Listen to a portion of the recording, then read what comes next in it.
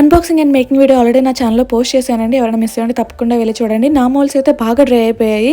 నేనైతే 3 కోటింగ్స్ వేసిన తర్వాత ఇంత నీట్గా కనిపిస్తుంది ఆ గోల్డ్ పెయింట్ అయితే. అండ్ బ్యాక్గ్రౌండ్లో ఒకసారి రెఫరెన్స్గా పెట్టుకుంటున్నాను ఏది ఎక్కడ పెడితే బాగుంటుందని చెప్పేసి. అండ్ ఫైనల్లీ నేనైతే స్టిక్ చేయడం స్టార్ట్ చేశాను. నేను ఫెవికాల్ యూస్ చేశానండి, ఎందుకంటే వాళ్ళు ఇచ్చిన గమ్ అంత మంచిగా స్టిక్ అవుతున్నట్టు అనిపించలేదు. అండ్ ఫ్రేమ్లో పెట్టినప్పుడు పడిపోతుందేమో అని చెప్పి చిన్న డౌట్ వచ్చిందనమాట. అందుకే ఫెవికాల్ యూస్ చేశాను.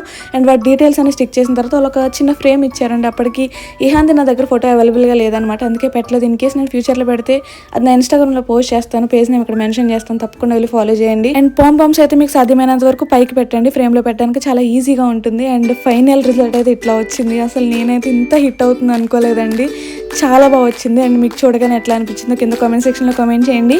లైట్స్ పెట్టిన తర్వాత అయితే ఇంకా సెట్ అనమాట. మా ఇంట్లో వాళ్ళందరికీ ఫ్రేమ్ అయితే చాలా నచ్చేసింది. దీని లింక్ అయితే నేను కమ్యూనిటీలో వేస్తాను, తప్పకుండా చెక్ చేయండి. ఈ వీడియో నచ్చితే లైక్ చేయండి. ఇలాంటి వీడియోస్ కోసం సబ్స్క్రైబ్ చేసుకోవడం మాత్రం మర్చిపోద్దు.